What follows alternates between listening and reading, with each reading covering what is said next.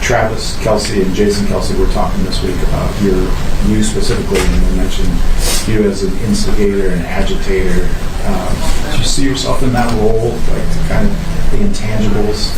Yeah, I mean, I think, being here and playing with Kelce, he's been a guy that I kind of learned a lot of, just ball, stuff. And it's fun, man. I think being on the field with him, you kind of learn so much. But at the same time, yeah, I can see myself being in that role, being tangible, being able to work where I need to be worked at. I feel like I'm in a role right now where wherever coach needs to be play at, to fill that void and, make the best of it.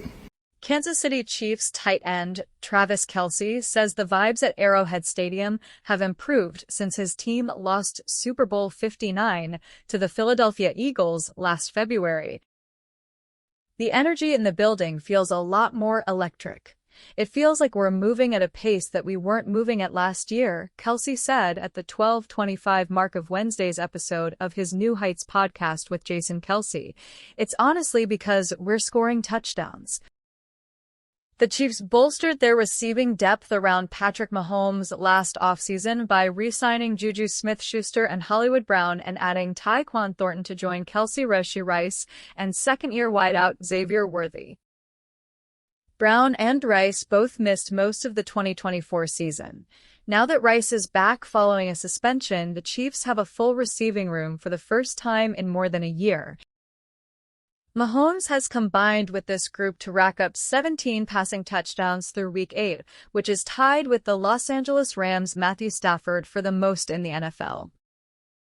I think when everybody's getting a piece of the pie like this, there's a lot of focus on me, and obviously Rashee, and you've got one of the fastest guys in the league, Xavier, Kelce said in Wednesday's episode.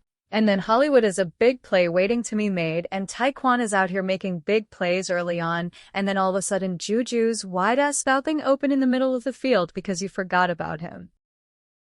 Kelce, who recorded a career-low 8.5 yards per catch last season, is meanwhile back to averaging 12.8 yards per reception through the first 8 weeks of the season. He's coming off his most productive game of the season so far after making 6 catches on 8 targets for 99 yards and a touchdown during Monday's Week 8 win over the visiting Washington Commanders.